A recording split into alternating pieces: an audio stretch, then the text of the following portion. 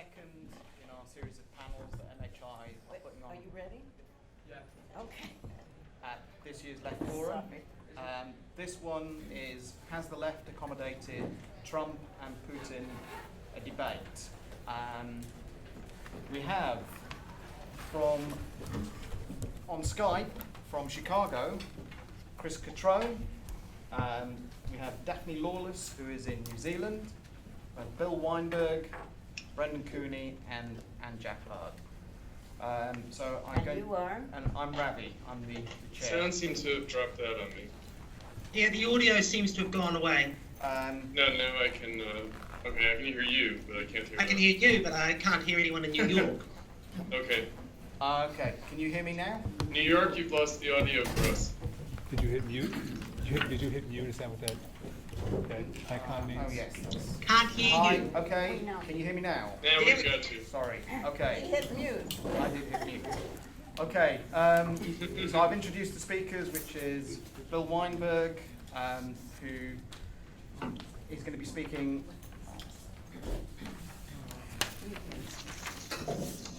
He's an award-winning 25-year veteran journalist in the field of human rights, indigenous peoples, ecology, and war.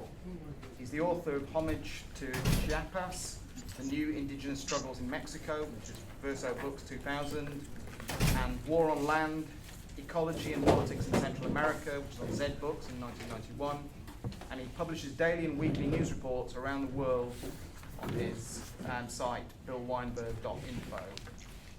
Well, actually, countervortex.org is the Okay, countervortex.org. General. that's the news blog. Okay. And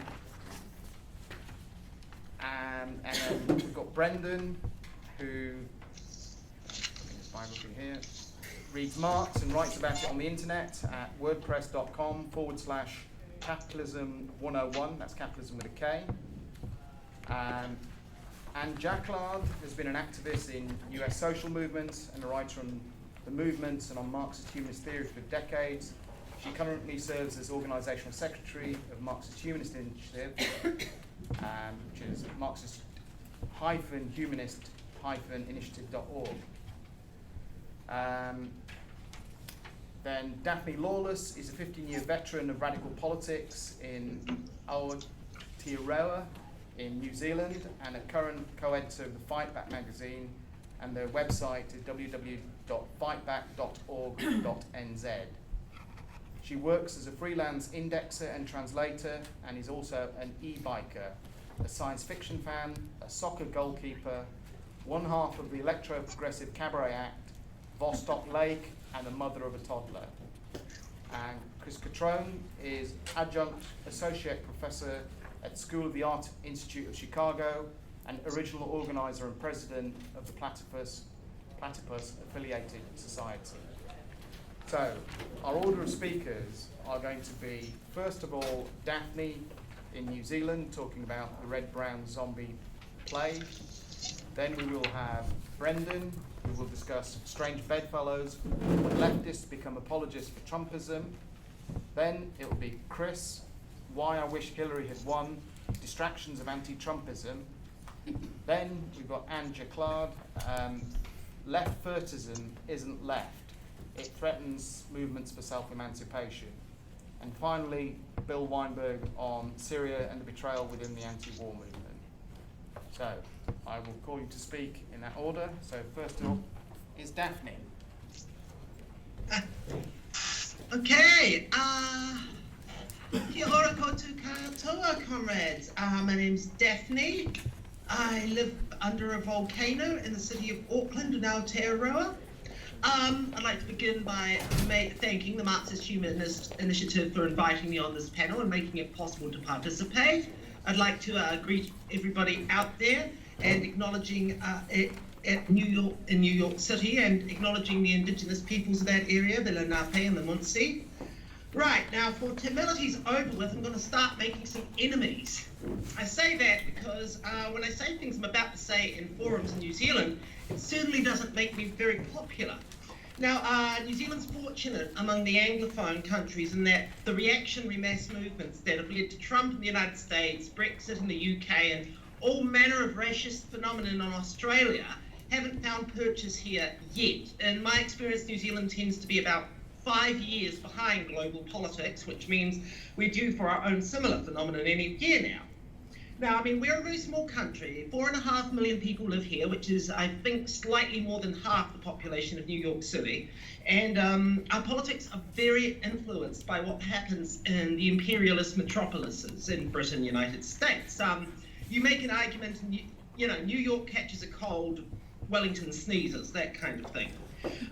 But what we see in New Zealand is the same processes we've seen that led to Trump in the United States. We've had 4 decades of neoliberal attacks on working class organisation and living standards. We've got a hugely inflated gap, not only between the rich and the poor, but between the professional middle class and a precarious manual worker, service worker class. We've got a growing racialisation of poverty as the working class becomes more multinational and more multi-ethnic, while white men continue to dominate the ruling class. The stagnation of traditional class politics combined with the success of identity politics, which have led to more freedom for women, for queers, for the indigenous Maori people, and previously oppressed groups of other forms, but also certain job opportunities for those from those groups who've managed to make it into the professional middle class. Now, we don't have a reactionary mass movement here yet at the moment. There was almost a Trump moment in 2005, which I'll talk about later if anybody's interested.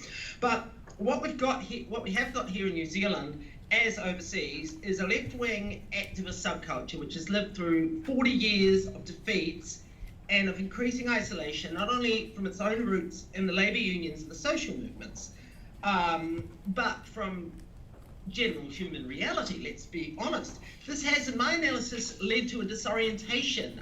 The traditional left ends up appealing to an audience which no longer exists, increasingly talking to itself. So my argument that I've been making for the last couple of years is that the activist left as a subculture has ended up believing that nothing could be possibly worse than neoliberalism.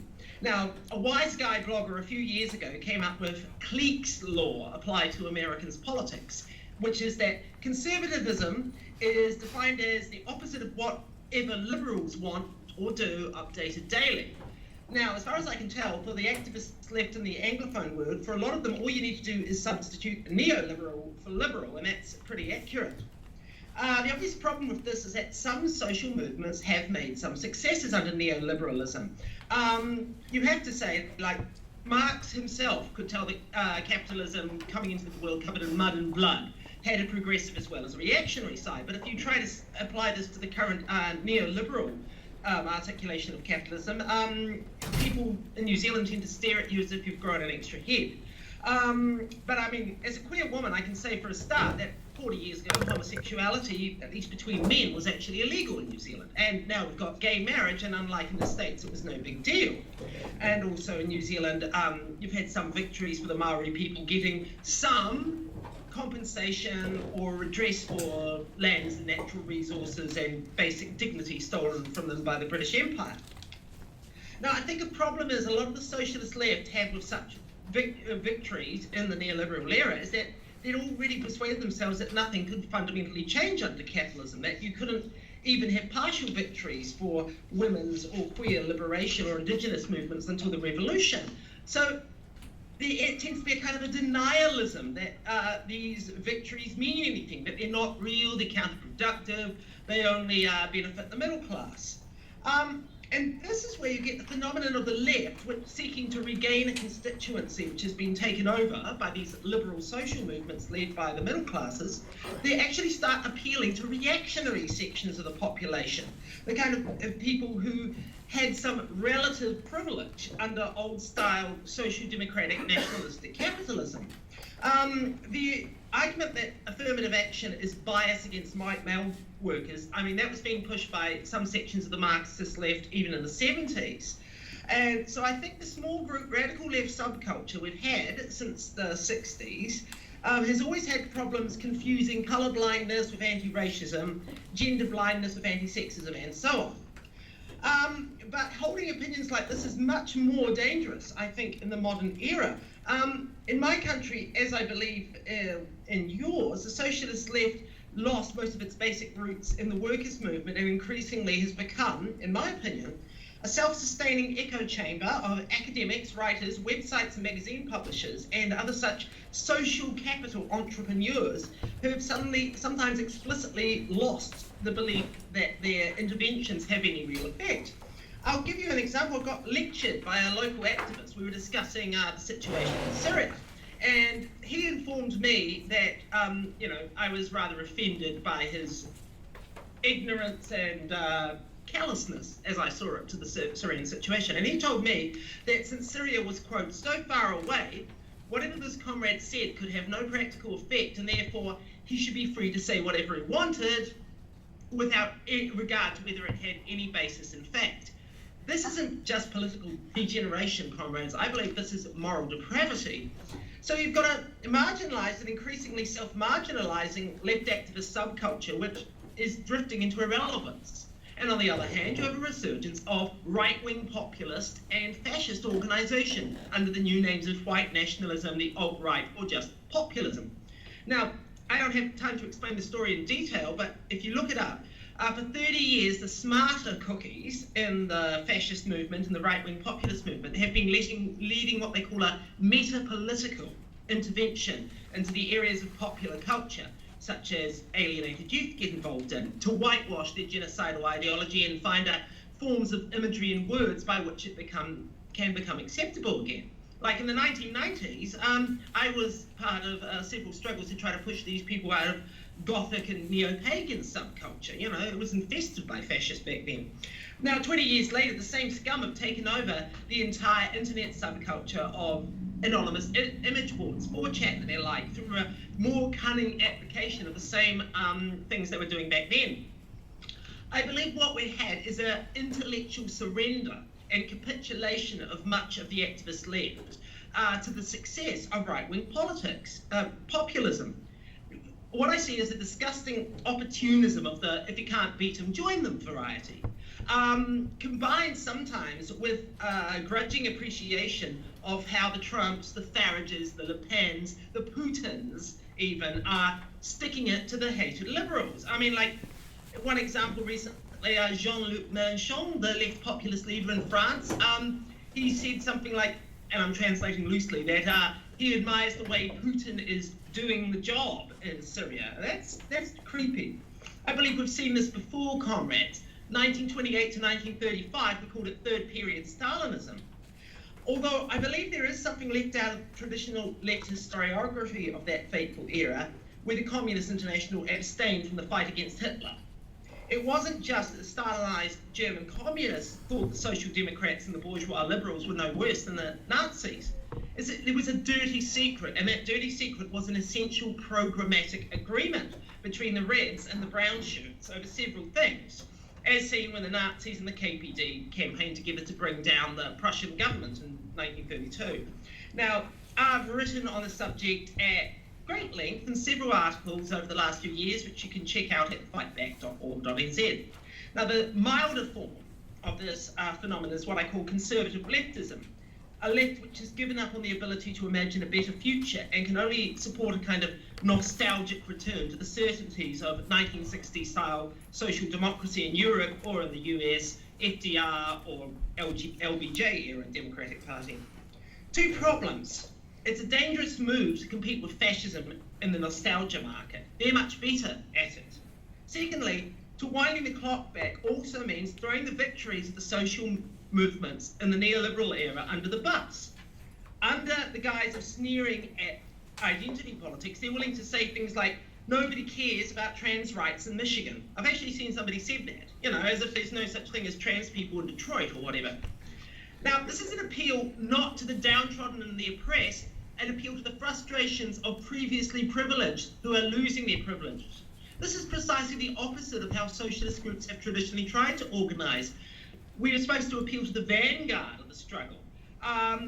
Because to do that right now, you have to look at the LGBT movements, organizations like Black Lives Matter, even the urban liberal Greens who are winning struggles for sustainable energy, transit, affordable housing, etc. And that's because the dogmatic activist left, in my opinion, has nothing to say to such movements except to tell them their victories aren't real, that they're ID politics, that they're actually part of the neoliberal problem. I've called this tendency on the activist left a zombie plague, and that it takes over the minds of previously sound comrades and turns them into the kind of people who can dehumanize and sneer at actually existing struggles for basic democratic liberties and cheer on right-wing nationalist authoritarian capitalists as they're doing the job. This job being, as you say in the United States, owning the libs.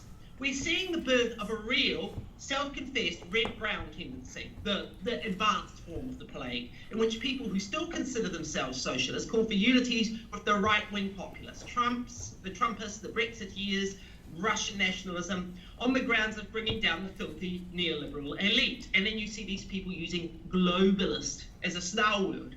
And if you don't know what that means, it's one step away from international bankers. Daphne, you've got To 2 paraphrase Haley Joel Osment in The Sixth Sense, I see red-brown people walking around. They don't know they're red-brown. Now, I think we need a recomposition of the activist left, which will once again reach out to the vanguards of struggle, the people who really are doing the job, rather than chasing after reactionary trend in the belief that if clever socialists take control, it won't be reactionary anymore. We need to organize the victims of Trumpism and its equivalents, not its supporters. And I want to end by quoting from a brilliant tweet I saw from M. Tyler McDone on Twitter. We don't need Trump supporters. We don't need to debate him. We don't need to convert him. And we certainly, sure as hell, don't need to understand. We need to focus on the millions of people who didn't vote at all and involve them. Thank you very much, comrades. Yay. Thanks, Daphne. Next up, we've got Brendan. Yes. My paper, I will be delivering. I actually have an annotated, shortened version that you can take home with you if you want to think about what I said even more. I'll leave it here in the literature table. It'll also be posted on the Marxist-Humanist Initiative website later today if you want to check it out again with the footnotes and everything.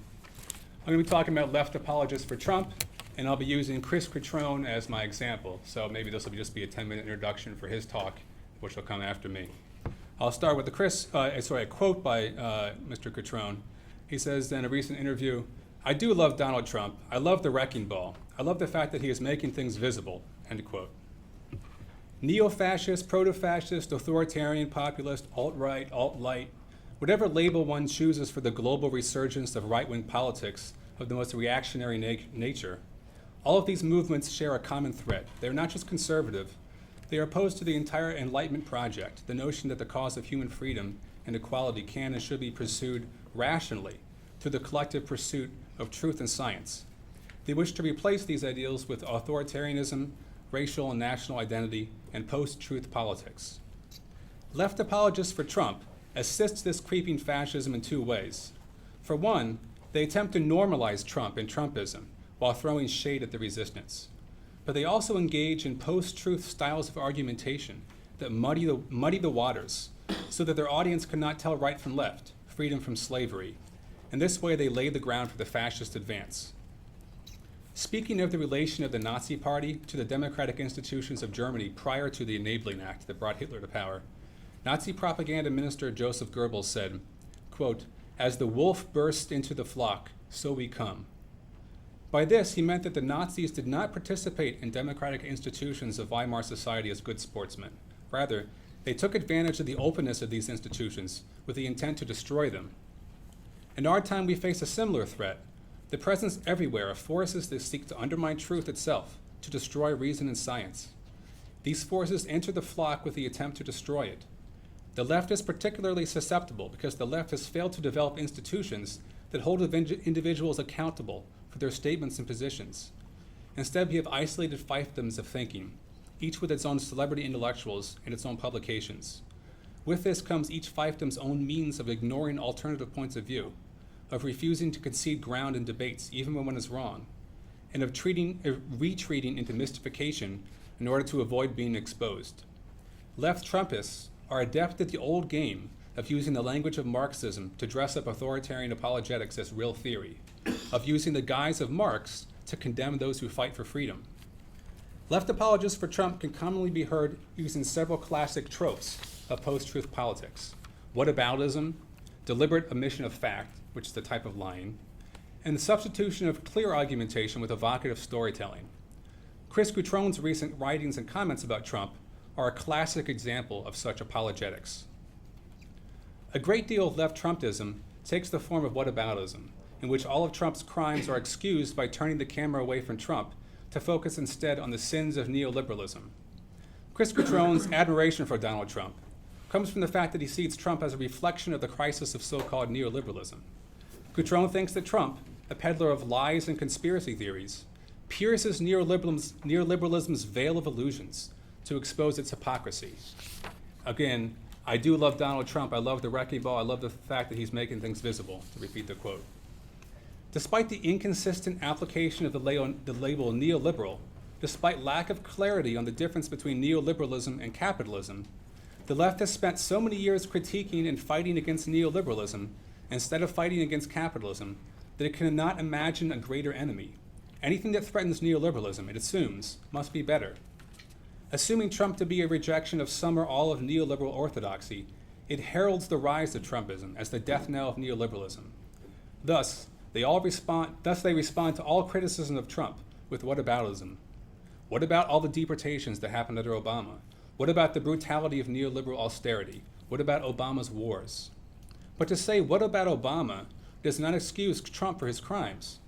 The Trump apologists behave as if to rationally evaluate the extreme dangers of Trumpism. To say that Trumpism represents a slide toward neo-fascism means somehow to defend neoliberalism. This is simply not the case. There's no logical reason why one cannot condemn the crimes and transgressions of Obama, the Clintons, and the rest of them, roundly condemn the Democratic Party, and at the same time argue that Trumpism is an existential threat on a totally higher level. I have no problem holding these two ideas in my head at the same time, and that's because I know that whataboutism cannot change the truth of a thing. But Trumpistas cannot shake their whataboutism as long as they substitute neoliberalism for capitalism.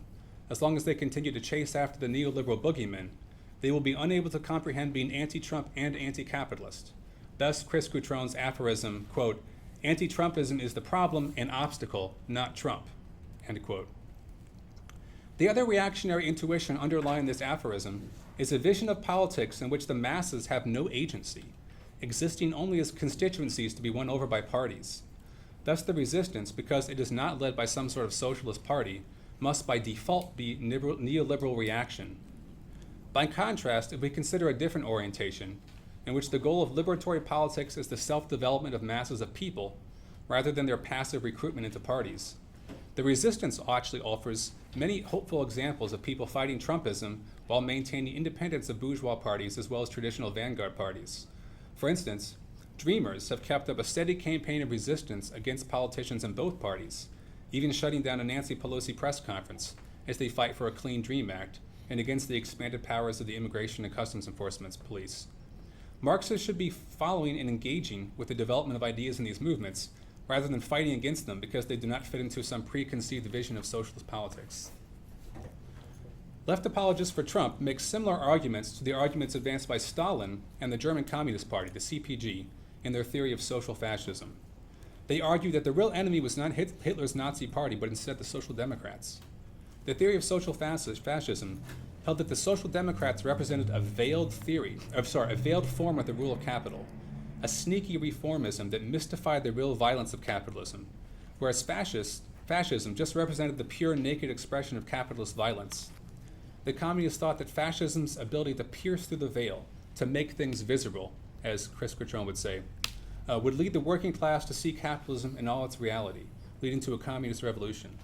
They also hoped that after the Social Democrats were swept aside, the terrain would be clear for the CPG to take over. Instead, all the CPG members were sent to Hitler's first concentration camps. The parallel between this theory and contemporary left Trumpites is striking. Slavoj Žižek, Gutron, and others make essentially the same argument as the CPG. They love Trump because he pierced the veil of illusions and made things visible. Maybe this piercing of the veil will demystify politics, and the workers will rise in revolution, they hope. As Žižek and Gutron have argued, anything is better than the status quo neoliberal order, thus anything that changes it is better, even authoritarian, racist, proto-fascist states, especially anything that takes the Democrats down a notch and separates them from any part of the working class parts of their base. What Stalin and the CPG failed to realize is that this made visible form of the capitalist state did not lay bare the contradictions of capital for all to see, but rather just replaced social democratic mystification with a much more dangerous ideological form. Fascism represented a total escape from class-based politics, a retreat into mythopoetic cultural nationalism and racial pseudoscience, all dependent on the role of modern communication technology to create a post-truth political landscape. Deliberate omission is also a great source of obfuscation in the work of left Trumpists. Many left apologists for Trump, including Cutrone, almost completely ignore Trump's racism and misogyny and his full-out assault on the institutions of free speech and democracy. Instead, Cutrone reduces Trump to his economic proposals, trying to fit them into a narrative framework of post-neoliberalism. Cutrone attempts to normalize Trump by arguing that Trump's proposed policies on trade and other economic proposals are inevitable given global shifts in trade, part of a new paradigm that is replacing neoliberalism with post-neoliberalism. I disagree with the entire regulation school framework of Fordism, neoliberalism, post-neoliberalism, post-neoliberalism, and so on. And I think it's silly to say that this post-neoliberalism points inevitably to Trumpism. But the point here is that Cutrone's framing of his analysis allows him to look only at economic populism while ignoring the fascism. It's Mussolini made the trains run on time all over again. Trump has been openly embraced by white nationalists of all stripes. They have called him one of their own. He brought Steve, let them call you a racist, Bannon, and Sebastian, Hungarian guard Gorka, into the White House. There has been a dramatic spike in hate crimes and a rise in membership in white nationalist organizations. Since his election, the Southern Poverty Law Center calls it the Trump effect. White nationalist politics have become mainstreamed, as have post-truth news and conspiracy theories. Meanwhile, Trump has moved quickly to consolidate power around himself by attacking the judiciary, attacking the Justice Department, stocking courts with Trumpites, attacking the press, bringing the Republican Party under his control, and moving to immunize himself against legal threats to his presidency. Trump's hate-mongering has turned from rhetoric to reality, as he has launched a full-out assault on immigrants and refugees. I go into this more in the written version of my paper. I'll have to skip this stuff for now. A minute and a half left. Oh, Jesus Christ. All right, here's the good stuff. The strategy of omission dovetails nicely with attempts at dialectical sleight of hand, in which we are supposed to be distracted by Trump's racist authoritarianism by clever little observations about the hypocrisy of the status quo. Take, for instance, Cutrone's response in an interview with Doug Lane, in which Lane asked him what to make of Trump's racism. And he responds by, how do I summarize this? He says, quote, Trump makes the distinction that any conservative would make between good and bad people. There's a point to that. There is such a thing as drug gangs and human trafficking and all of that. That is a reality of any immigrant community. He sees that as a problem.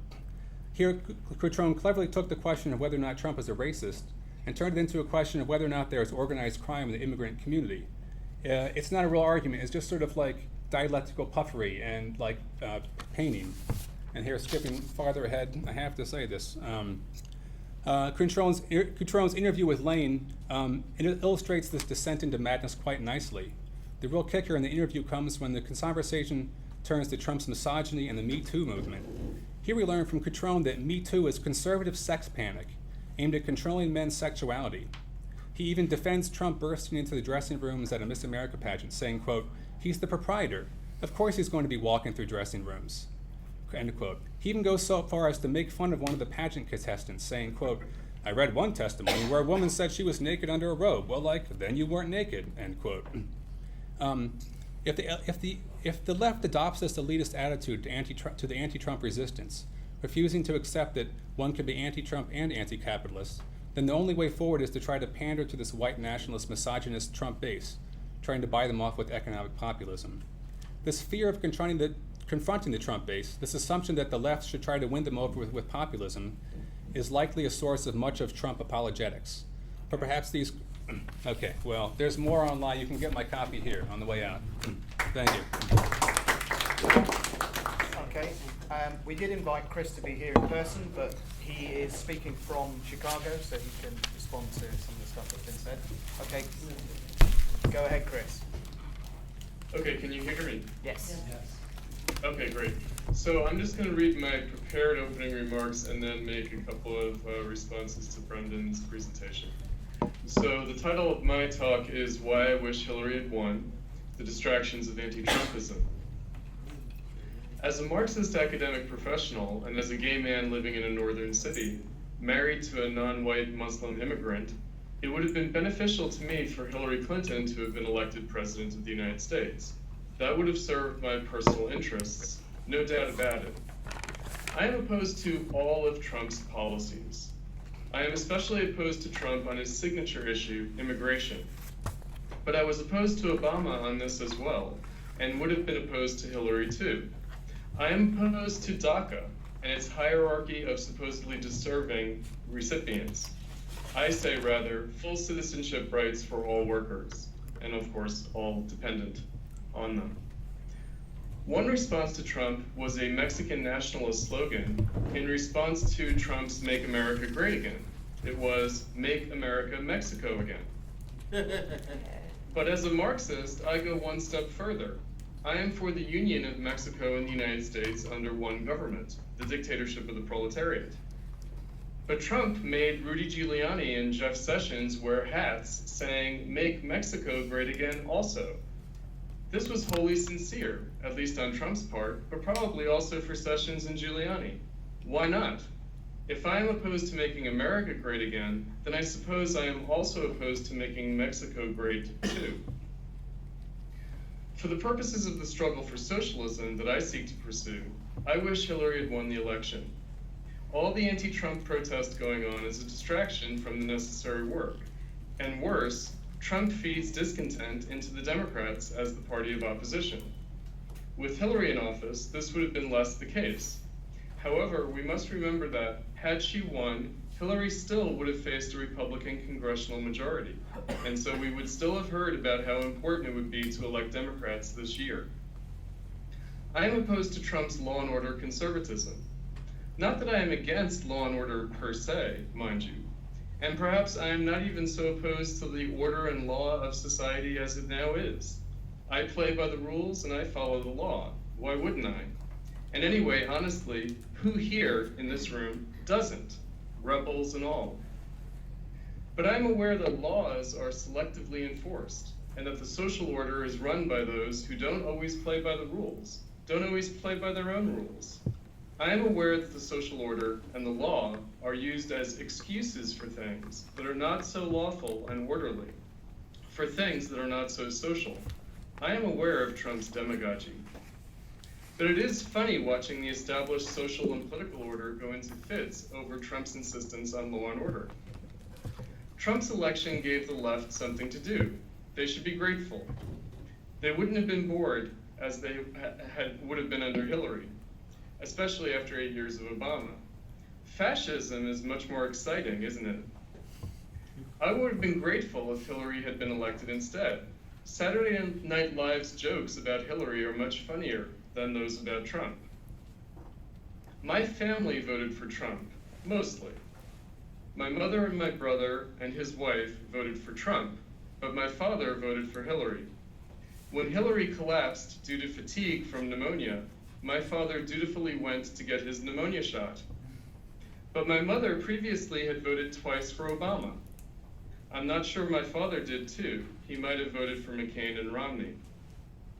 In the primaries, I intended to vote for Bernie, but it turned out that the Democrats sent the wrong ballots to my precinct, which was more likely to vote for Bernie than other precincts. I thus personally witnessed in action the Democrats' suppression of votes for Bernie in the primaries. So I went to the empty Republican line and voted for Trump instead.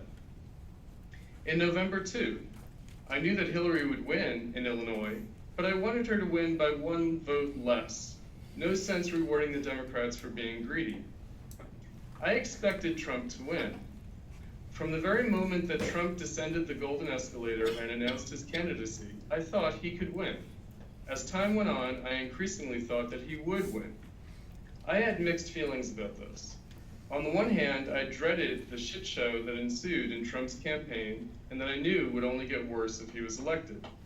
But on the other hand, I felt an obligation as a teacher to prepare my students for Trump's victory.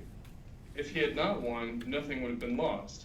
My students didn't require any special preparation for a Clinton presidency. But if Trump won, I knew that there would be a great deal of confusion and scaremongering by the Democrats.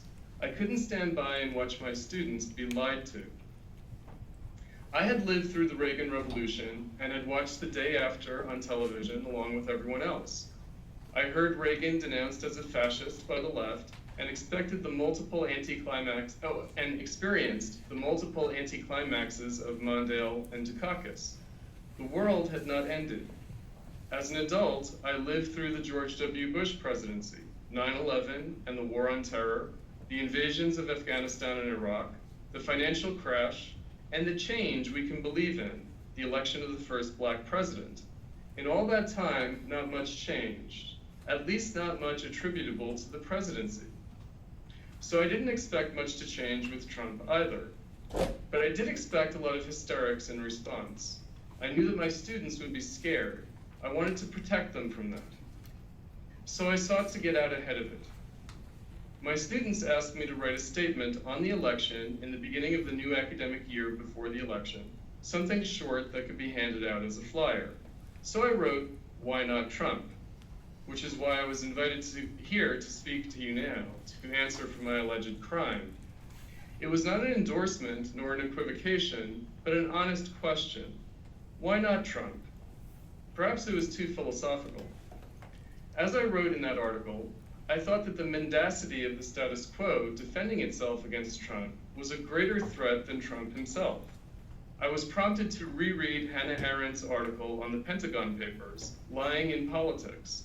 She said that the ability to lie was inextricably connected to the ability to create new things and change the world. I don't know. I did find, however, a difference in quality and character between Trump's lies and the Democrats. The only argument I found for Hillary was that we lived in the best of all possible worlds, as Voltaire's Professor Pangloss described it in Candide. I didn't want to be Professor Pangloss. I wanted to spare my students that. But perhaps we did live in the best of all possible worlds under Obama, and would have continued to do so under Hillary. Perhaps Trump really has ruined everything for everyone. Perhaps the world has come to an end. I don't know. I wish Hillary had won, so I could have found out. Just in the few minutes that I have left for my allotted time, I'd just like to respond to Brendan's point. The issue of the third period Stalinist opposition to the Social Democrats as social fascists, the analogy there, I think, is wrong in two respects. One, of course, is that Trump is not Hitler. But let's leave that aside. Maybe Trump is Hitler. Then the question is, are the Democrats the Social Democrats? No, they're not. The Democratic Party is not a socialist workers' party, however reformist. That is not the case. So I do not think the Democrats represent in any way something defensible, as the Social Democrats might have in fact been in 1933 in Germany. So I think that this idea that we need to, essentially not denounce the Democrats because it gives cover for fascists, I think is wrong on a number of levels. As I said, I don't think Trump is a fascist, and I don't think the Democrats are a reformist socialist workers' party. Thanks.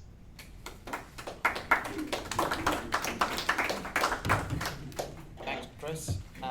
Next up, we have Anne. Anne Jacquard, in case you don't know. The names are on the yellow sheet, but the bios are, in the book or in the website, as you might want Daphne's journal or someone else's, I feel. Okay, I'm feeling a little ill from listening to Cutrone. No, I find it frightening, the facetious, cute way of speaking about very, very serious matters that threaten millions of people the black people, the immigrants, the people who have been and will be terribly hurt by Trump. I mean, he didn't want his students to be scared, so he tried to prepare them by telling him that the Democrats were just as bad. Well, his students needed to be scared, particularly if they were immigrants and they were about to have their parents ripped out of their homes and shipped out of the country. I mean, we have to deal with reality here, not abstractions. We would all like to see one big worker state, but you're completely ignoring the specificity of the threat that Trump posed and poses more, and everything he promised to do, he's doing. And if it hasn't hurt you and your household yet, that's nice, but it has hurt many, many people, and it's going to get much, much worse, because he's given a lot of support and build-up to the most reactionary forces and to the most anti-worker capitalist forces, and it's all coming home to roost. The Supreme Court, the National Labor Relations Board, everything is going against workers, and everything is going against women. Now they're gonna outlaw abortion again. It's incredible. Everything we thought we'd won in the 60s is going out. And a lot of people are going out if you're an immigrant. So I'm not going to respond further because I did have a paper. But one other thing I must say, Chris, nobody at this table said or is going to say that you shouldn't denounce the Democrats. Nobody in MHI ever said that. We denounce the Democrats all the time.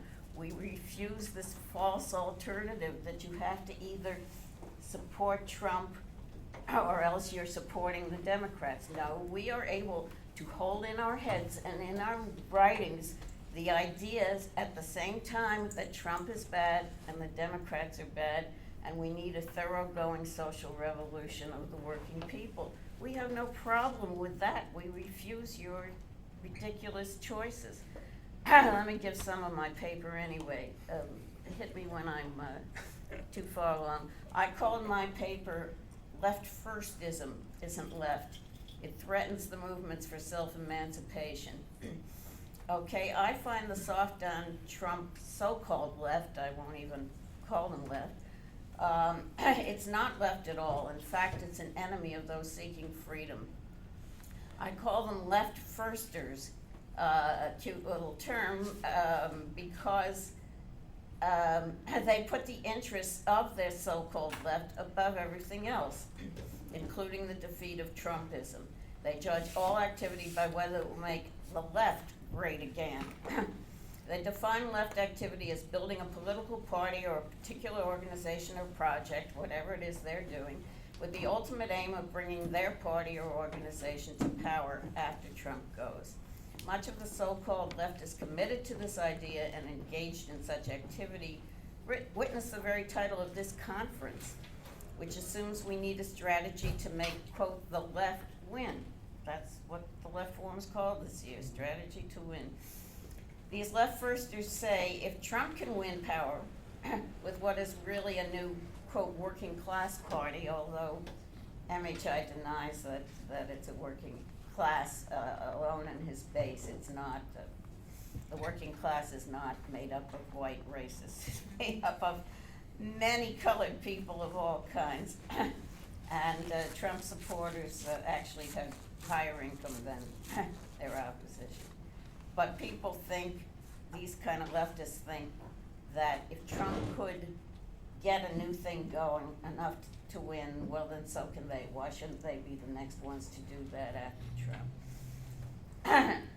So they refuse to support the resistance and the new freedom movements that are arising within the resistance, movements which could play a huge role in actually fundamentally changing this country. For such a thoroughgoing social and economic revolution in which the workers and grassroots movements of women, black and brown people, LGBTQ children, all these people self-develop. They have their own organizations. They self-develop themselves and their organization into those people who can and will organize and run a new society someday, I hope. And I believe we should help and support such a process by encouraging the resistance to grow and develop its own organizations independent of these left-first leftists, as well as independent of the Democratic Party. And the left-firsters who want power for themselves do the opposite. They stifle the resistance in the course of trying to subsume it into supporting their party or organization or project. In place of the loud and universal no that the resistance presents, with its explicit and implicit ideas about building a different world, we are told to devote ourselves to following another group of leaders and their plans for what happens after Trump, quote, blows everything up, close quote, as the soft on Trump people wish. I believe this strategy flows from an inherently counter-revolutionary view of what it is we are fighting against and what we are for. Let's look back to before the election. Instead of rallying people to vote against him, the left-firsters insisted that Clinton was at least as great an evil. And in doing so, they undoubtedly aided Trump's election. I don't mean they necessarily influenced individuals to vote for Trump, but Catrone and others I discuss here certainly discouraged people from fighting him tooth and nail, as MHI had urged be done. We wrote and spoke incessantly. This is an extraordinary danger, this emergency. Everybody must do what they have to do to stop him from getting elected. And that was the time to do it, before the election. And the left failed when the chips were down. Those who insisted that the real enemy is neoliberalism, and that anything that weakens it is actually better, those people delivered Donald Trump to this country. Of course, so did the rich capitalists and stuff, but we're talking about what was a point of transition here that might have gone differently than our having Trump. Chris Catrone is hardly alone in espousing this left-first hope that Trump's election could bring on a revolution. When he exclaimed, "I do love Donald Trump, I love the wrecking ball." I want to mention very briefly some others. There was Jill Stein, presidential candidate of the Green Party. Now, she had a right to run for office, but when she saw how close it was going to be, she might have stopped denouncing Clinton's neoliberalism and hardly saying a word about Trump's neo-fascism, as if the dangers they presented were equivalent, or Clinton was worse. And just before the election, she gave Clinton critical support against Trump, but she failed to suggest that her party supporters actually vote for Clinton as a necessary tactic to save us from Trump. I say these people could have held their noses and voted differently. The world was hurt by their personal purity. Oh, I couldn't vote for a Democrat. As if anyone in the world cares about their personal purity in voting. And if voting is the most important political act we do, and it's so sacred that they couldn't bear to vote for a Democrat. No, it's not supporting the Democrats. It's a tactical thing you have to do to stop Trump. Then you do it. They didn't do it, and they didn't even become apologetic after the election. They said, oh, they were still right to do what they did. So whether or not their egos made such people think their votes could matter and that they could succeed in ending neoliberalism or U.S. imperialism by not voting for the Democrats, even if they really believe it, I don't know what the rest of the sentence was. Oh, here, these people must assume some responsibility for our having Trump today. They simply failed and refused to do what was necessary to defeat Trump, and thus they helped him to win. So I want to look briefly at the all-consuming anti-neoliberalism that drives these people, and to demand that they rethink their belief that the main enemy in the world is neoliberalism. Until they admit that they were wrong and take responsibility for the state we're in, it's not to punish anyone. It's because of the continuing danger that they will repeat their indirect support for Trump or direct support. And the next Trumpist who comes along is gonna be able to consolidate the dominance of Trumpism. I mean, Trump's gonna, fade away, but Trumpism might be here to stay. Someone else might pick up the organization, the money, et cetera, and carry us further down this anti-democratic and fascistic path that screws all people of color and other oppressed people. So we have to root out the Trumpism all the way out. Now you might ask, and I don't have time to explain much, let me just say one thing about Nancy Fraser, because you might ask, why are people so fixated on neoliberalism?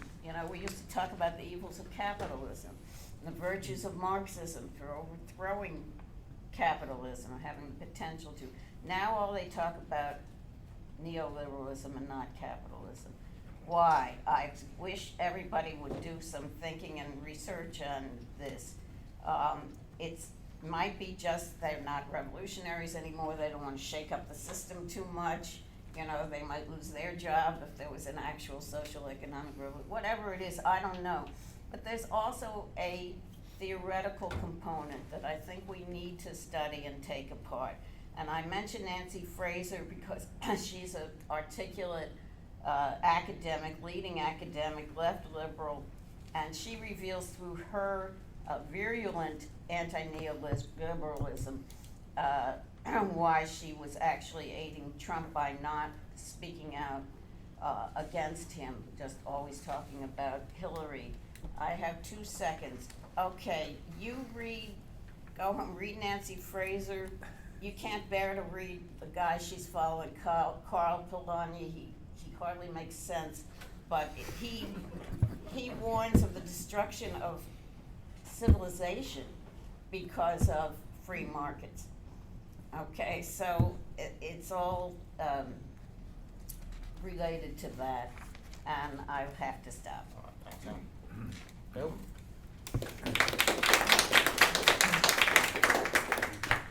Okay, if the question is, has the left accommodated Trump and Trumpism, that sort of depends on what you mean by the left, but certainly the self-appointed leadership of the left, or large segments of the self-appointed leadership of the left in this country, which Ann touched on, has. I'm going to be documenting that thesis in what I'm about to read, particularly in the context of the question of Syria, which also touches on the question of red-brown politics, which has also been spoken about on this panel. There's a couple of things I have to say. This, what I'm about to read is going to appear in the upcoming issue of Fifth Estate, the anarchist journal out of Detroit.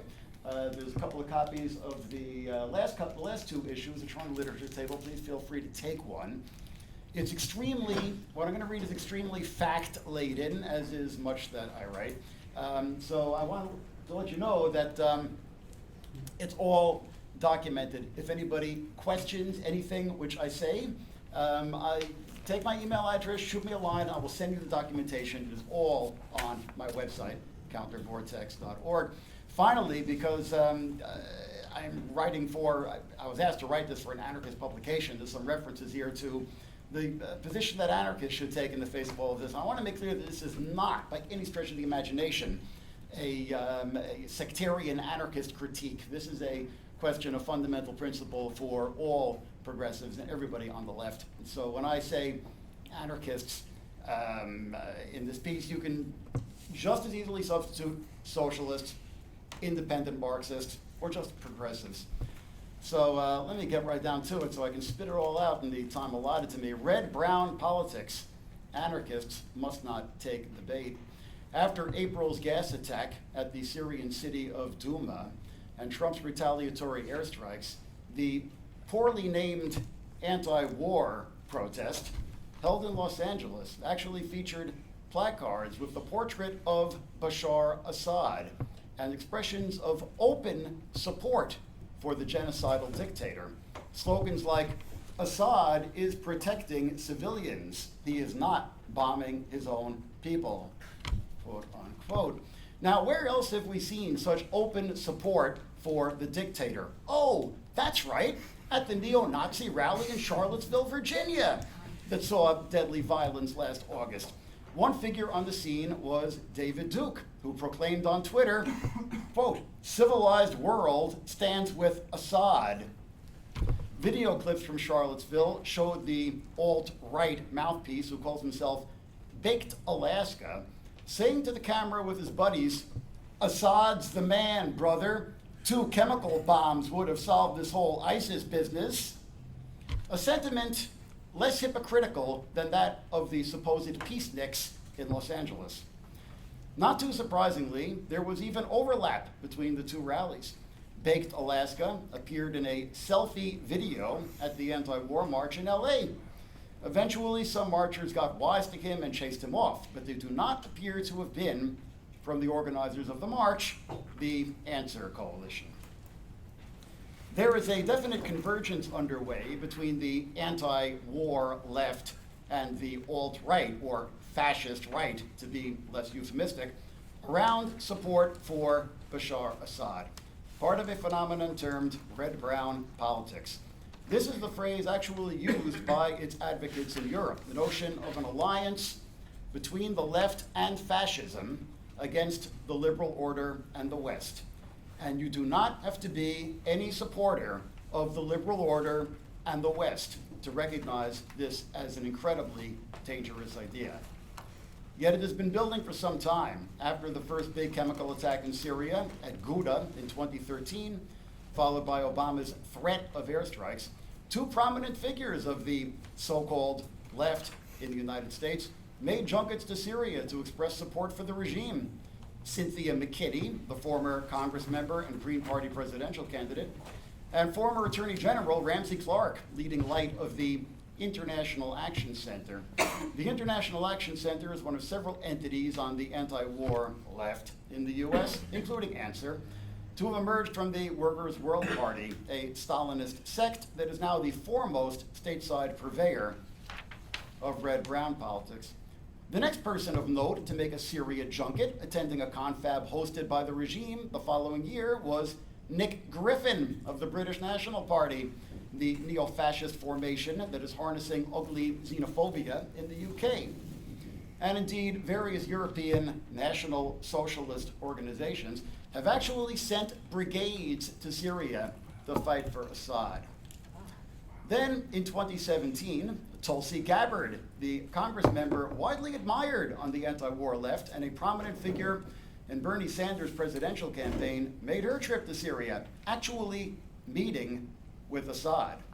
Interestingly, after Trump's victory in 2016, she was among those to meet with the president-elect at the Trump Tower. Also making the pilgrimage to the tower during that period was French far-right politician Marine Le Pen. The 2016 U.S. Green Party candidate, Jill Stein, echoed a similar line on Syria, and her running mate, Jean Mubaraka, is an open Assad supporter. After the dictator's thoroughly controlled pseudo-elections that confirmed his rule in 2014, Baraka hailed this as a repudiation of the West, crowing about Assad's support among the Syrian people and how the opposition was fomented by the gangster states of NATO. Stein herself, in an interview later scrubbed from the internet, referred to the Ghouta chemical attack as a false flag. An incipient red-brown alliance is converging on the global stage. One of the key figures calling for such an alliance in explicit terms is Alexander Dugin, a Russo-nationalist ideologue and political guru of Vladimir Putin.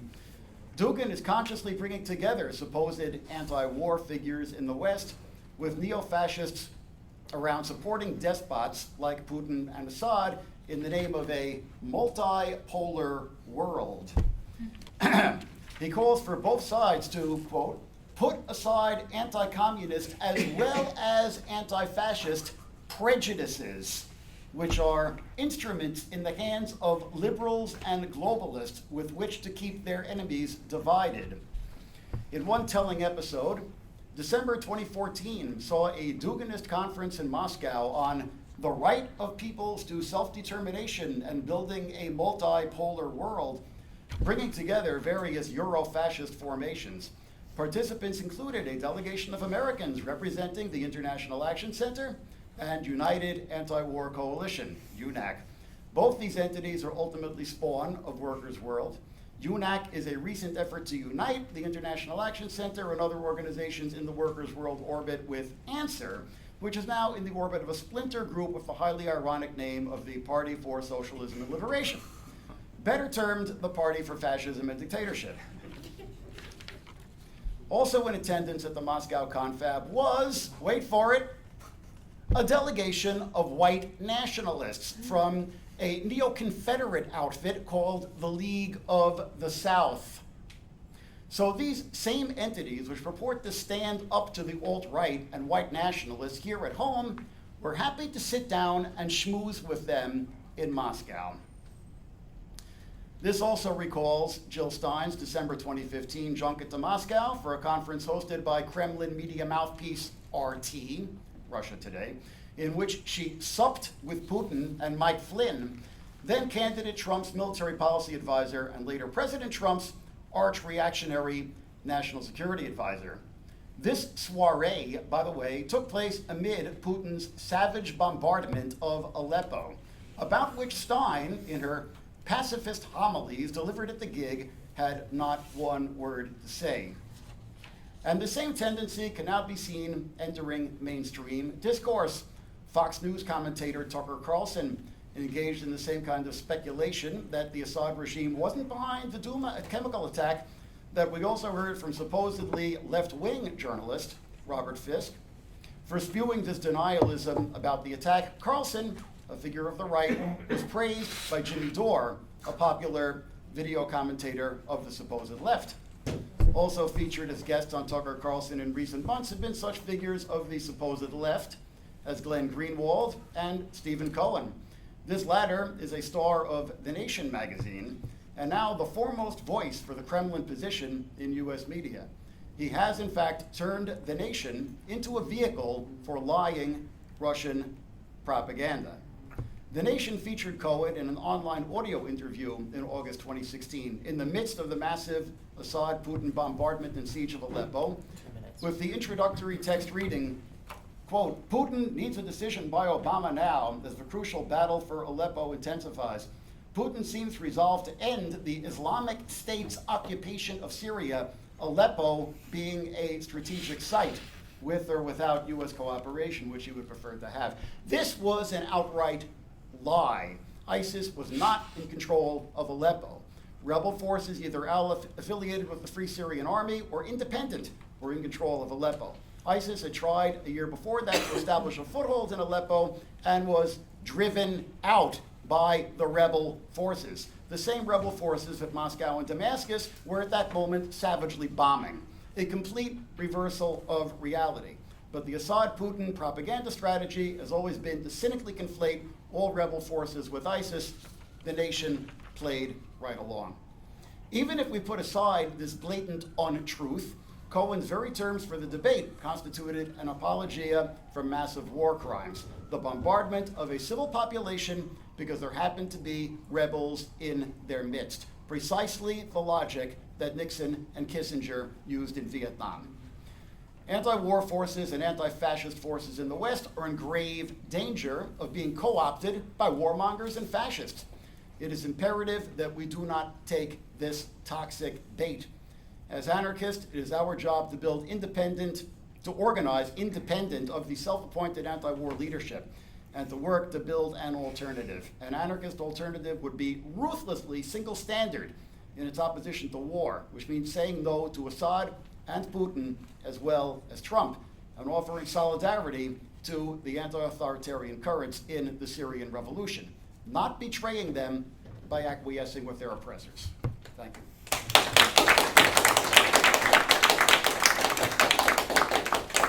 Great. Now it's your turn. So, who from the audience would like to Could you speak? announce Wednesday's talk? Okay, just before we start the audience discussion, I'd like to flag up that on Wednesday, well, tomorrow we've got a panel at 2 o'clock in room 129, which is on can the Marxist-Humanist philosophy of emancipation assist resistance and other battles against Trumpism? If so, how? We've got a very distinguished panel again on that. And then on Wednesday, we've got a public meeting at the Jefferson Market Library here in New York City for those who are going to be around for that. Okay, I will take people from the audience.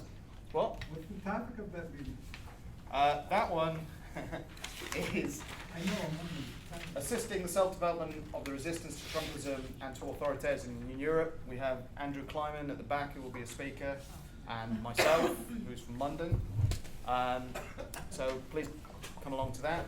Okay, who would like to speak? I'm going to ask you to keep it to 3 minutes if you can. You at the back. I'll just ask maybe quick questions, sort of narrow. You were critical of Robert Fisk, and I'm just wondering, what journalists would you want to trust on these matters about Syria and Iraq? I mean, Patrick Coburn comes up, who actually stated that possibly more people were killed in the siege of what was it? Mosul. Mm-hmm. Or possibly Seymour Hersh, who spoke. I don't know about this recent gasp. Okay, so you're shaking your head. So Seymour Hersh is an open supporter of Assad. He actually said on Amy Goodman that Assad is the best bet going for stability. So no, I certainly would not recognize, advocate listening to any of these. Forgive me, white leftist talking heads. And I say this, myself being a white leftist talking head. But if you want to, actually get up to speed on what's going on in Syria, there are plenty of websites out there which are actually produced by Syrians, which are actually produced by the Syrian opposition. There's an information sheet on the literature table right there entitled Sources on Syria. I urge you to take one on the way out. It lists several such websites. Can I follow up? Go ahead. Just Can I just say I'm having a little bit of trouble hearing the audience contribution, so if you could speak loudly and precisely, that would help. Thank you very much. I will try to speak louder. Thank you. You mentioned stability, right? So in the context of these geopolitical forces that are involved in Syria, what would be your, what's the scenario that you think would have been possible, in 2016-17 for stability in Syria, had Bashar al-Assad and Russian and Iranian intervention had not taken place? Can you hold off on answering that for a moment? I'm going to take 2 or 3 questions first. And then I really object to doing it that way. Really? It doesn't save any time, and that's just a good way for people on the panel to avoid questions that make them uncomfortable. I think it's So much we more. don't get bogged down in one question. I'll be brief. Go on, then. Go on, be quick. I'm not really interested in hypotheticals. I'm more interested in dealing with actual reality. And in any event, my answer in 2016 would have been exactly the same as my answer today. It's incumbent upon us to support the progressive, pro-democratic, anti-imperialist forces on the ground in Syria. No matter what kind of situation they're facing, that's our job. Okay, I can see a number of hands, so I'll take you first and then you. Hey, say your name. I'm Allison Jewett-Ward. I'm a member of Platypus. Thank you for hosting this. It seems to me that defeating Trump is pretty straightforward. It would just be electing a Democrat to the presidency. And it doesn't seem impossible that defeating Trumpism, as you call it, couldn't also be achieved through and by the Democratic Party. So how does your strategy to resist Trump and to fight Trump and Trumpism differ from just playing into the hands of the Democrats? Okay. I am going to hold off on. Go on. Over my protest. You're the back. Speak on that. I'm a protest. I was here last year, and I'm glad I came back, but I have great differences with presenters here. I would just point out Either I'm crazy or the likes of Ray McGovern and others who are talking about Russiagate and the lies of our government. I just want to raise that point again, but to make specific questions now. Please remember, conspiracy theory was invented by Alan Dulles. There are stupid conspiracy theorist people, but guess what? There are actually conspiracies in the world. I just pointed out the CIA wanted to convince us it's crazy. Number two, the inequality that our deplorables have suffered.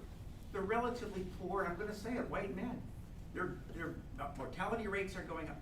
I don't love all of them. There may be some deplorables, but to me, it's appalling that the American left has more or less sneered at those poor white folks. That's all. Any comments you might have on that? And I don't see that thought about here. Okay. That's why those of us who are sort of Trumpists are that way. Right. Andrew? Yeah, I really resent the anti-neoliberal left and the quote anti-imperialist close quote left trying to put us on trial, okay? The people who are fighting for freedom in this country, who are down with the resistance and the oppressed people, you know, and posing questions to us, cute little pseudo-dialectical questions. We have to put those people on trial. Are they willing to take responsibility for the genocide that's been taking place in Puerto Rico? Are they willing to take responsibility for their role in the murder of Heather Heyer in Charlottesville? These are the kinds of questions that need to be posed. This is a matter of life and death, and if you think that this is hysterical, good. We need more hysteria, okay? So that Donald Trump does not turn into Adolf Hitler. Adolf Hitler was not Adolf Hitler either, until he was.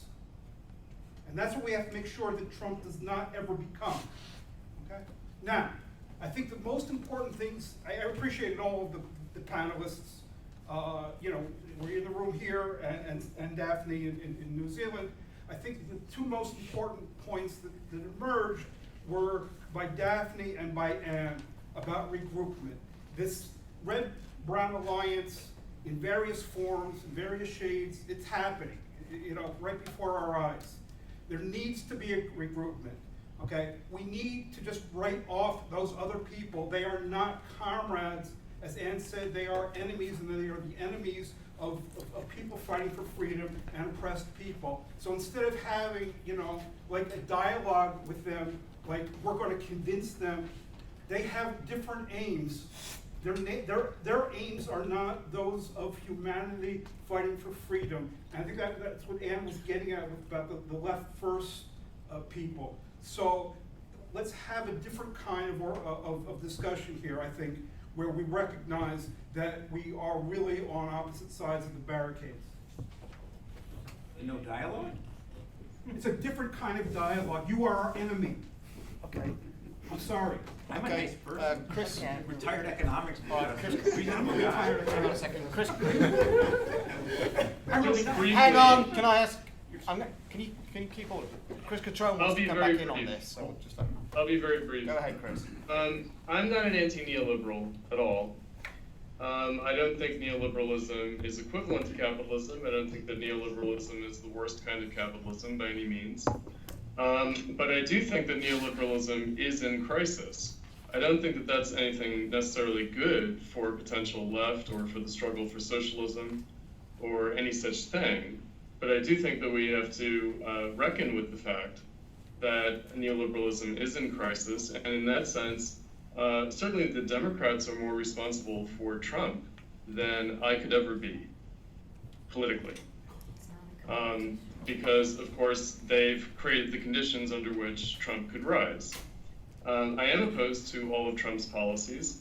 What I said to Doug Lane about I love Trump, I love the wrecking ball, what I meant, of course, was in terms of American politics and the Republican Party in particular, the Reagan coalition in particular. Trump was not the most right-wing candidate in the field of the Republican primaries. That was Ted Cruz, and we should be clear about that. Now, you know, I don't want to pick among evils either. I'm not saying that Ted Cruz would have been a greater evil than Trump necessarily. But there is an actual crisis of the Reagan coalition of the Republican Party, and also a crisis of the Democratic Party. Otherwise, Bernie Sanders would not have done as well as he did. So that has to be reckoned with. I don't think that Trump paves the way to socialism in any way. I don't think that he creates better conditions for the left. I don't expect to benefit from Trump in any way. But I think it's important not to lie about Trump. There's no red-brown coalition because there are no browns and there are no reds. Assad is not a fascist. Putin is not a fascist. These are horrible people, but they are not fascists. They're not leaders of mass movements. They're not leaders of mass movements, not at all. And there are no reds. We have to reckon with that as well. The left is dead. Long live the left. However, the left is dead. The left is not consequential politically in any way. So there can be no red-brown coalition. You can say that there is apologetics for Assad, and certainly that's bad, but don't call Assad a fascist. That's really unnecessary. I'm not defending Assad. He's an Arab nationalist, leader of a corrupt, kleptocratic dictatorship. He's a horrible person, a horrible gangster, politically bad, but he's not the leader of a mass movement of the right. No. Okay. That's all. May I briefly respond? Being the leader of a mass movement is not a sine qua non for being a fascist. You can be a fascist in search of a mass movement. Bashar Assad is a fascist. The Ba'ath Party was explicitly influenced by and on the model of European National Socialism. There's an entity called the Syrian National Socialist Party, which is an element of his coalition. He's committing genocide. All of the basic litmus tests for fascism are there. Bashar Assad is a fascist by any definition. If we're going to, bandy, there's such a double standard about this. If we're going to bandy the word fascism about, and certainly I have a particular problem with calling, Pinochet a fascist. He was certainly very fascistic, but the way the word is used as a club on the left against anybody that we don't like, and then we suddenly start splitting hairs when it's anybody we want to give a pass to, is utter hypocrisy. Bashar Assad is a fascist. Okay, Daphne wants to come in briefly, so let her. Go ahead, Daphne. Yeah. Well, we have to understand that right-wing populism and fascism are a continuum. I mean, we talk about the Franco regime in Spain, for example. Franco wasn't a fascist, technically speaking, but he had fascists, the Falange, in his coalition along with the technocrats and the monarchists. And similarly, Assad has actual hardcore traditional fascists, the SSNP, in his coalition along with other forces. But you can say that Franco's regime wasn't technically fascist, but it was, it involved fascists, and it included, and it's in action, it was not that dissimilar to what Mussolini did in Italy, for that matter. And so, if you're going to say, Assad's not a fascist, he's only a right-wing nationalist, that really is, I think, kind of splitting hairs. And I think we've got this kind of splitting hairs thing. I mean, Chris was talking about how people were saying that Reagan was a fascist and he didn't turn out to be. I mean, this is true, but Reagan was a right-wing populist. And I mean, you didn't have the mass movement in his day, but you do have that movement in the United States today. The people who killed Heather Heyer, the 4chan poll people organizing on the internet. I mean, I think what I just want to make clear at this point is right-wing populism to fascism is a continuum. It's a dialectical thing. You can't just say it's not fascism will only panic when it crosses the line into fascism, because there isn't a line, there's only shades of grey, and that's what I wanted to say at this point. Okay, thank you. I've got a couple of people from the audience. I got no reply to what I said about poor white folk. If people want to come back on that, they can. But I'm going to bring in the panelists in a second, but there's 3 people who are indicating there. The guy in the hat first. Sure. I just want two points. First, just to clarify, because Anne and Brendan, panelists, both said, we can hold in our heads at the same time like anti-democratic and anti-republican critiques, basically. And then Anne said we should be scared of Trump, and that we must fight Trump, and we should have fought him pre-election, tooth and nail. And it's not supporting the Democrats; it's a tactical thing you have to do. So then I guess what is different? It seems like you're not holding anti-democratic and anti-republican in your head at the same time. You're saying we need to support the Democrats, and not just Bernie. You're saying we need to support Clinton, right? No, So then, how does that? I'll how does that answer work? when it's my turn. Okay. Please. Just go ahead. Yeah, it seems to me that there's some question as to whether there should be any kind of dialogue at all. I'm Spencer Leonard of Populism, by the way, and I want to point out that we have flyers for our panels this weekend here, and also the book, Marxism in the Age of Trump, published by Populism Publishing, which includes Why Not Trump, that Chris referred to. I want to point out that Allison's question has not been addressed.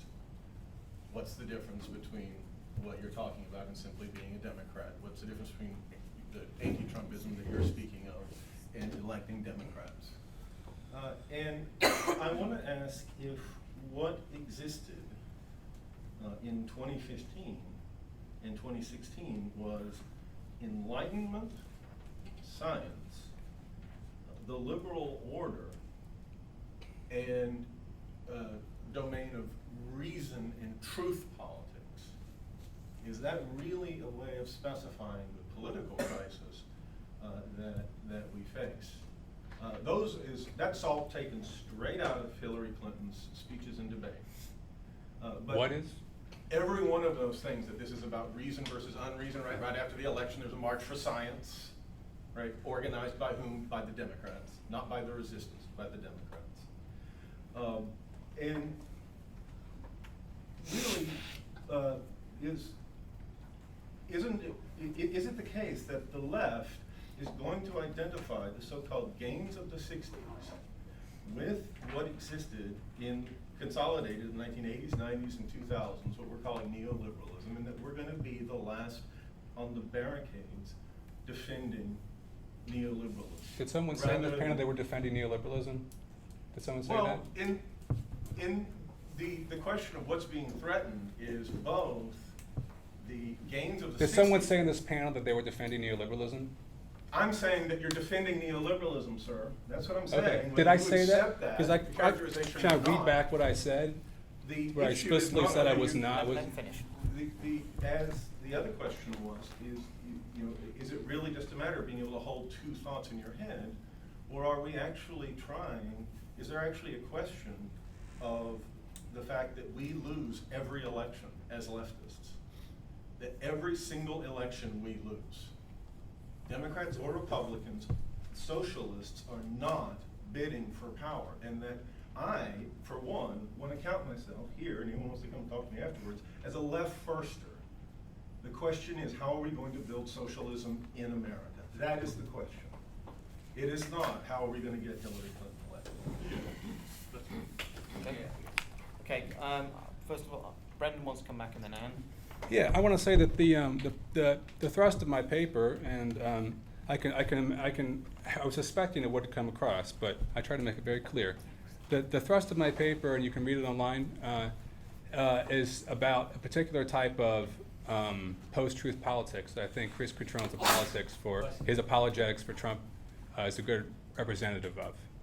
And that has not been addressed at all by Cutrone at all. Instead, he has tried to walk back his apologetics for Trump and say, sort of apologize, sort of excuse them in different ways, instead of taking responsibilities for things he's written and said. I think that's sort of indicative of the sort of sad state of what he calls Marxism. And so I don't want to put that. I just want to make it clear that is I think that's one of the most important things on the table here. Is like, you can have this discussion about who you vote for, but first you have to have agree on facts and be able to have conversations without lying and omitting facts. and excusing things and trying to paint all the bad things out of Trump's picture. You can't have that conversation about who you vote for, which I think is a secondary question to have after you've actually had the first conversation about what Trump is and what he represents. And that's something that Cutrone it doesn't want to take responsibility for the role he's taken in apologizing for Trump and trying to whitewash Trump's problems. So I just want to point that out. And there's some criticism of things in the panel, but they want to jump right to the question of, well, who should we vote for?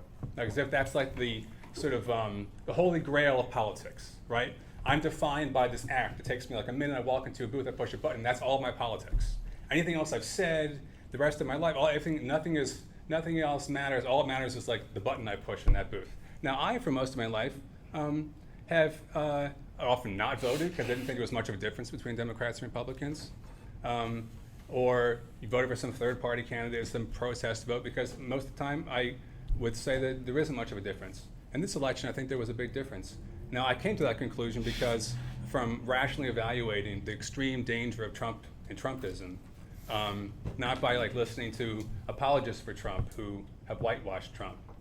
I don't think, to answer your question, that defeating Trump just means supporting Democrats. No, I don't think that. I think that that's where your concept of politics is like any left politics is somehow under the umbrella of Democratic Party, then you don't understand how movements work, how movement works, why ideas matter in political practice. You wanted to talk about that too, so you probably will say better things than I will. No, well, it's the same thing. I thought I made it clear, but the platypus people have, I think, extremely closed minds and can't even hear it. Because I don't think you have ill will when you're speaking. I think you've just gotten used to a certain perspective that is blinding to you to what's going on in the world. As Marxists, we believe that revolutions and change are made from the bottom up by the masses of people forming their own organizations, forming their own workplace, women's, etc. organizations, developing their ideas and preparing themselves to run a new socialist society someday that they create. This has nothing to do with traditional parties, either any kind of socialist, communist, or anything, and certainly not the bourgeois parties. We would never be having this ridiculous discussion about, are you for Democrats or Republicans? Of course we're not for either of them. We're for the mass movement, and the question is what will help that mass movement develop itself and move towards creating a new society. And you're just completely negating that, ignoring everything I said and the rest of us up here said. So I do want a dialogue, but I really resent that, and I'm really scared, frankly, that you people could be engaging in this kind of what Brendan just described, this post-truth political discussion where the facts don't matter. The fact is that Trump is doing great harm, and you don't seem to acknowledge that and don't seem to want to be involved in that issue at all. That's If I can slightly, very brief. I'm going to no, slightly abuse my there position. may be other people that I'm going want to to slightly say. abuse my position as It's not chair. about parties And for you guys. I'm going to slightly abuse my position as chair and say that up until fairly recently, before I joined MHI, I had a similar kind of dichotomous mindset, which is you're either this or you're not, and there's certain questions you just got to take a position on. And the thing is, the way in which you do that with Trump is that you either recognize that he represents an extraordinary danger or you don't. And the point is that if you recognize that he's an extraordinary danger, then when it comes to stopping him, then you are prepared, not for the sake of supporting Hillary Clinton, but in order to stop Trump, because you recognize that he's an extraordinary danger, you're prepared to vote for him. Not for any positive reasons or you think she's going to make things better, but because Trump represents that level of a threat. So it's not an endorsement of the Democrats or anything to do with that. It's the recognition that when you've got someone who represents, once they're in power, a mortal threat, not just to the left, but to immigrant communities, to black people, to women, to all kinds of people. That is what we're discussing here. It's not, are the Democrats worthy of our support? They're fucking not. No one says that they are. No one on this panel is saying they are. The No, response no. is. May I respond I briefly just to a couple of things that have been said? No, it's not a debate with you, Spencer, Which is to say all that right? the movement that you're talking Bill about should get the is floor. led politically by the Democratic Party. That's because you can't see the movement beyond the Bill, Democrats that are involved. Bill. Exactly. Because you're blind to That's it. right. You're blind to the That Democrats. is the- You that think is as the soon as there's a constitution. Democrat Okay, involved, okay. you're blind to the movement. Order. Bill. For the long years of neoliberal rule, I was engaged in organizing against NAFTA, against the World Trade Organization, trying to build support for the Zapatistas and radical peasant movements in Mexico, which were struggling to defend their land against the land grabs represented by NAFTA. This is the politics of neoliberalism? This is the politics of the Democratic Party? No. I don't think so. And what's happened, in the past 5 years or so, is that a lot of the free trade, anti-neoliberal thunder backlash has been stolen by the xenophobic right. It's been stolen by Trumpism and is whetting the anger of the white working class to a xenophobic, anti-immigrant, scapegoating, fascistic position, which is blaming immigrants and Mexican workers and Chinese workers for the economic or pain which has been imposed on, or lowered sights at least, which has been imposed on much of the white working class in this country. And I support the aspirations for a better life of the white working class, but not as the white working class, as the working class, as part of the general multicultural working class in this country. And those who particularly see it as an issue of the white working class are precisely our enemies and the people we need to oppose. Okay, this guy here. Just for my own What's curiosity. your name, please? My name? Yep. Mike Whitty from Detroit. First Left Forum, it's great. I'm just disappointed there isn't a lot of hot coffee. Could just remind, taking it back to Detroit, I share the chair's view, put my cards on the table, that it is serious enough. I was in Selma in '65 and SNCC in the Mississippi and so forth. It's serious enough. I buy 100% your last remarks. How many people share that view in the audience? I'm just curious, because you're the left of America. So how many share the view that what I learned from the Communist Party as a 20-something person was unite and fight the right. Dimitrov, United Front. We do have a serious erosion here that's beyond ideology and party or third party or no party or the two parties. It's even beyond capitalism and its horrible charging of hotel rooms in New York City. It's just terrible capitalism. It's even beyond that. How many share that kind of united front? We really are in trouble with Trump, and it's not just a Trotskyist merry-go-round or something. How many share that? Is that the minority view? 1, 2, 3, 4, 5, 6, 7, 8, 9, 10, 11, 12, 13, 14, 15, 16, 17. I don't know if I counted you 18. How many say? You can count me twice.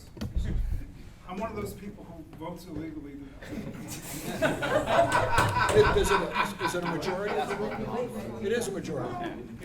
Okay, I just sort of was curious. All right, thank you. Who else would like to speak? You've been taken. Is there anyone who hasn't spoken yet that would want to come in? No? Okay, that guy at the back. Well, my name is Anton Smolsky. I'm from Toronto, actually, Canada. So your American discussion is very interesting to me, and I shouldn't presume to have a particularly strong opinion on it. But it's a quick question with a follow-up, depending on how you answer it. Neil Rosen, is it somebody we can trust? Neil Rosen? He's an American Iraqi-born journalist who wrote a book called In the Belly of the Green Bird about American occupation of Iraq, and he traveled to Syria. And I think in 2015 he was speaking, I heard him speak, and he said that what is required is a ceasefire. And it will probably mean, with Bashar al-Assad in power, and some kind of federative or some kind of settlement, but peace. That's what's required. And he says something like, well, and then justice will be served at the point of a pistol with a silencer or car bombs or something like that. Anyway, just to be, I guess just to bring Russia into this discussion, to be empirical about it, on several occasions, Putin attempted a peace accord in Syria with the Europeans and America, right? So those are facts. Can you get to your point, please? No, that's the point I'm making. So that's it. That it's getting to peace somehow, some kind of settlement. I can only reiterate that, I'm not interested in playing wonk, okay? I'm not Henry Kissinger. And nobody is looking to me for, Bill Weinberg's Syria peace plan. So I see the whole question as irrelevant. I'm just going to say again, no matter what is happening on the ground in Syria, I am going to continue to support the democratic, secular, anti-imperialist, pro-democratic Syrian opposition, no matter what is happening, no matter what the great powers are doing at the negotiating table and in the corridors of power. That's what I'm going to keep on doing. That's my story, and I'm sticking to it. What's that secular? Maybe Islamic as well? Okay. Is that going to be a The local relevant? No, coordination that's councils. All right, okay. Take the information sheet on the way I'm out. going to take this guy here, and then Anne wants to come in. No, this is asking who are these people that you support? Well, for instance, for local coordination councils, most obviously, but take the information sheet on the way out. There's lots of websites that'll tell you all about the Syrian opposition. Okay. Anne? You speak. Yeah, you all, some of you appreciate our expertise in some of these areas. Bill has spent his life supporting grassroots, women, et cetera, organizations in countries around the world beset by horrible wars. I want to ask you, don't just treat us as a source of some interesting ideas or a source of some facts. You don't have any right to come here to our panel and just make demands on us for information or tell us, oh, that's very interesting. We demand of you, what are you going to do? What are you going to do to support the resistance? What are you going to do to get rid of Trump? What are you going to do on these life and death matters? If 18 of you think that we're right, that Trump is an extraordinary danger and must be fought, then you need to do something more than just educate yourself. I know this is a classroom, but Left Forum is not a school, and Marxist-Humanist Initiative is certainly not a school. We're not looking for people who say, oh, you're so smart, or oh, that's such a good idea. We're looking for people who want to engage in the battle with Trumpism and support the resistance, and we hope that you will do that. Come to our lit table in the mezzanine to talk some more, come to our panel tomorrow, come to our meeting on Wednesday, get involved in the battle of ideas. We can't do anything with these Trumpist supporters hanging around our necks. We have to battle them intellectually. We have to defeat their specious arguments.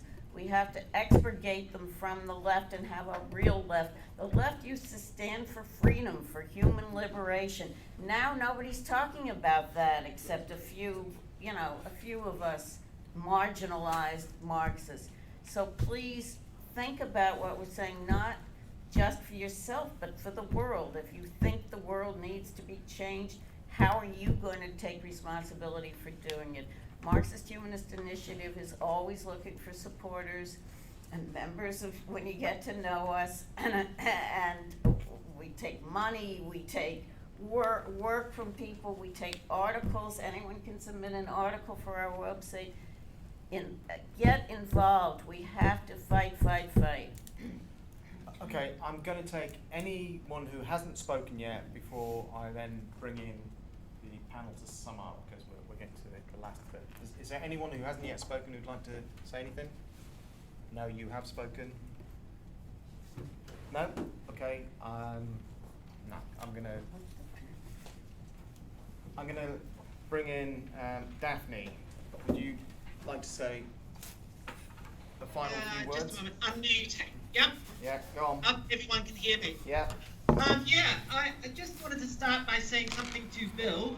He mentioned Ajamu Baraka, very strong Sadist who's actually at the plenary forum. I just wanted to communicate something I was just sent by Robin Yassin Kassab, who's written the famous book on Syria, Burning Country. He said that if we're going to speak at a forum which gives space to people like Jamu Baraka, we should punch him. Now, I'm not in a position to do that, but Bill, you might want to consider that. Anyway, it was, as I said, I found it a little bit difficult to hear some of the audience contributions because the mic wasn't turned in that position. But I heard the responses from the desk, from the panel, and I'm hearing a lot of this false dichotomy, the idea that if we recognize Trump as a special threat, that means we must love, Hillary Clinton, neo-liberalism, all that kind of thing. Now, this sounds to me like a medieval peasant saying if you don't believe in God, you must be a Satanist.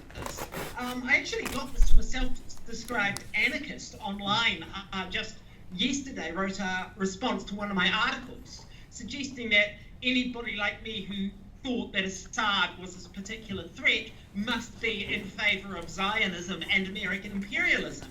And, you just can't do nothing with that kind of, I would actually say, brain-dead dichotomy, one way or another. And it's like, I would just like to say, if you don't think that there's a difference between bourgeois liberalism, or neoliberalism in that case, and fascism, in the immortal words of Public Enemy, I can't do nothing for you, man. A lot of people, I don't want to get into the weeds of what we might call identity politics, but Chris, with respect, Chris identified himself, as a gay man married to an immigrant from a Muslim country, and I found it quite interesting that you have a lot of people in similar positions who also don't really see the threat of Trumpism. The most obvious being Glenn Greenwald is coming up. Now, of course, Trumpism, with its rolling back on abortion rights, and there's also the threat against trans people posed by all these bathroom bills that are going on in the United States. I don't want to get into the weeds of the identity politics discussion, but generally the most oppressed people, trans people, Muslim migrants and whatnot, we're the canaries in the coal mine. Am I running out of time? Am I sorry? Yeah, just last few comment, just very quickly. Okay, just very quickly. I'm very much opposed to conspiracy theories. I think conspiracy theory is fascistic in and of itself because it blames conspiracies of bad people rather than systematic problems. And so I think that this whole 9/11 truthist stuff was the beginning of the infection by which Red Brown ideas came into the movement. So read more of my diatribes at fightback.org.nz. Thank you very much. Thanks. Chris, would you like to make any few last comments? Yes, I would. So I wanted to say something just about the extraordinary threat question and the question of denying facts. I'm certainly amenable to being proven wrong and having factual matters disputed. I would distinguish between on a Lenin kind of formulation, who, whom, who's using whom. It sounds like a lot of what the characterization of Trump as a fascist has to do with is who supported him rather than his own policies and what he's actually doing. You might recall that Steve Bannon called himself Trump's master strategist, to which Trump responded that he's his own strategist, and of course promptly fired Steve Bannon. So the question for me, because I remember my old comrades, the Spartacus League, they never called Reagan a fascist. They never made that mistake. But they did call Reagan the favorite candidate of the Ku Klux Klan, as if that said something about Reagan and his policies. So the issue of facts, extraordinary danger, extraordinary threat, I think has to be more solidly grounded and indeed proven than, in a sense, guilt by association, when correlation rather than causation. Right? In other words, we can associate all sorts of things with Trump, we can correlate all sorts of things with Trump, but then to attribute causation to that neglects the fundamental reality of politics, which is that people use each other for their own purposes. So the proof that there are Syrian fascists who support Bashar al-Assad, or that his regime is descended from Ba'athist Arab nationalism that had a lot of fascist sympathies. Last point, please. Does not in and of itself prove that Assad is a fascist. Correlation is not causation, and guilt by association is a fallacy. So I'm certainly, if anyone has any proof that Donald Trump intends on eliminating American democracy, kicking out all non-white people, All right. exterminating people in a genocidal fashion, then I will stand corrected. All right, thanks, Chris. Thank you. He's been doing that. Okay, That's what he's been doing. Brendan. I can't really respond to someone who has so divorced from reality, so in his own echo chamber of denialism that you can't see what happens in the world around you, don't read the newspaper every day. I mean, it's just ridiculous. I mean, to say that there isn't something extraordinary about Trump, just look at what is happening with immigration and deportations and temporary protective status, the amount of people that have been denied entry to this country and set out of this country. It's of a qualitatively different level than what we had before, and that's just one of many examples.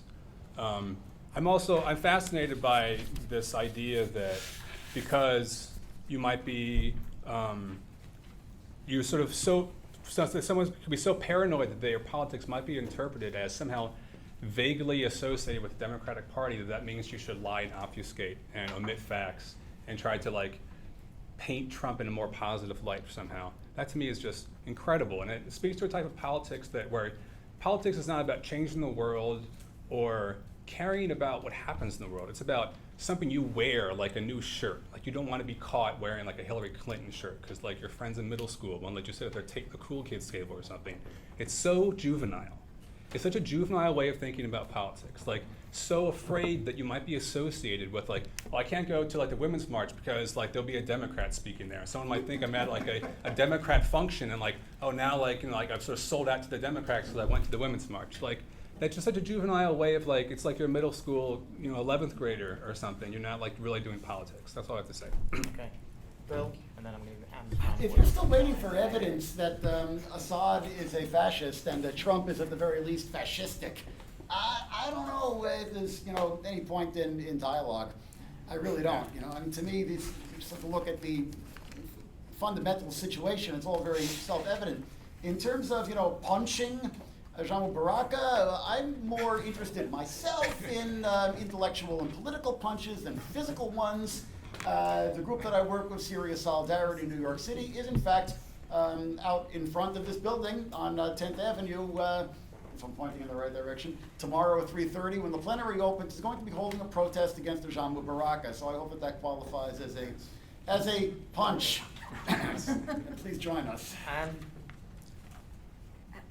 I have nothing to add to what I said before. You should join us in this discussion and in our work, not just come for a weekend, but commit some of your life, if not all of your life, to trying to overthrow capitalism and its handmaidens.